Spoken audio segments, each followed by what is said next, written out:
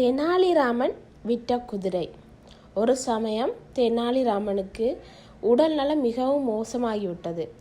வைத்தியர் வந்து பார்த்துவிட்டு சிகிச்சைக்கு நிறைய செலவாகும் என்று சொல்லிவிட்டு போனார். தெனாலிராமனிடம் அவ்வளவு பணம் இல்லை. எனவே அந்த ஊரில் பணம் வட்டிக்கு கொடுக்கும் சேட்டை அணுகினான்.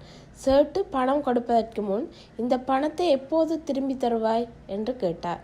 தெனாலிராமன் தன் வீட்டில் வளர்த்து வந்த உயர் ஜாதி அரேபிய குதிரையை பற்றி கூறினான். என் உடல் நலம் தேறியதும் இந்த குதிரையை விற்று நல்ல விலைக்கு போகும். அதிலிருந்து உங்கள் பணத்தை திருப்பி தருகிறேன் என்று உறுதியாக சொன்னான். சேட்டு அவன் சொன்னதை நம்பி தேவையான பணத்தை வட்டிக்கு கொடுத்தார். தெனாலிராமன் அந்த பணத்தை வைத்தியரிடம் கொடுத்து சிகிச்சையை தொடங்கினான். விரைவில் அவன் முழுமையாக குணமடைந்தான். பல மாதங்கள் கழிந்தன. தெனாலிராமனிடம் பணம் வராததால் சேட்டு கோபமடைந்தார்.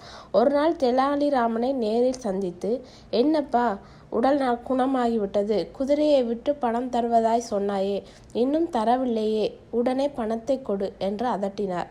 தெனாலிராமன் சற்று யோசித்தான். அநியாயமாக அதிக வட்டி வாங்கும் சேட்டுக்கு ஒரு பாடம் கற்பிக்க வேண்டும் என்று முடிவு செய்தான்.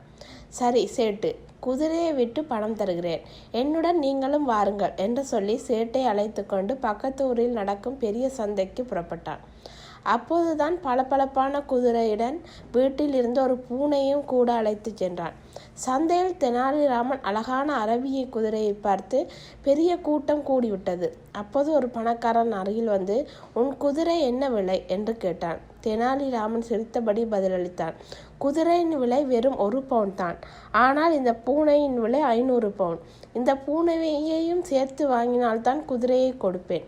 பணக்காரன் இதை கேட்டு வியந்தான். என்ன வினோதமான விலை!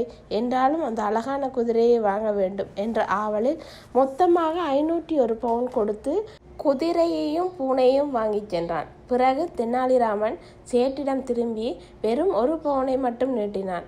சேட்டு ஆத்திரமடைந்து, என்ன இது, குதிரை நல்ல விலைக்கு போகும் என்று நம்பித்தானே உனக்கு பணம் கொடுத்தேன், நீ இப்படி ஏமாற்றுகிறாயே என்று கத்தினான்.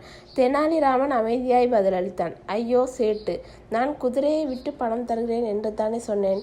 அதன்படி குதிரை 1 பவுனுக்கு விற்று அந்த 1 பவுனையும் உங்களுக்கு கொடுத்து விட்டேன். நீங்கள் வாங்க மாட்டேன் என்கிறீர்கள். இது என்ன நியாயம்?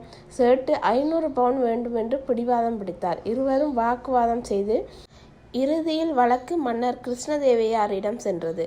மன்னர் முழு விவரத்தையும் ஆதியோடு அந்தமாக கேட்டார். பிறகு சிரித்தபடி கூறினார், தெனாலிராமன் சொன்னது சரியே. அவன் குதிரையை விட்டு என்று தானே சொன்னான். பூனையை பற்றி ஒன்றும் சொல்லவில்லை. எனவே அவன் கொடுத்த 1 பவுனை சேட்டு வாங்கி கொள்ள வேண்டும். மன்னரின் தீர்ப்பை கேட்டு சேட்டு தலை குனிந்து போனார். தெனாலிராமன் தன் புத்திசாலித்தனத்தால் நஷ்டத்தை லாபமாக்கி அநியாயம் வட்டிக்காரனுக்கு ஒரு நல்ல பாடம் கற்பித்தான். நீதி, புத்திசாலித்தனமும் சமயோசிய அறிவும் இருந்தால் எந்த நஷ்டத்தையும் லாபமாக மாற்றலாம். மற்றவர்களை ஏமாற்ற நினைப்பவர்கள் தாங்களாகவே ஏமாற நேரிடும்.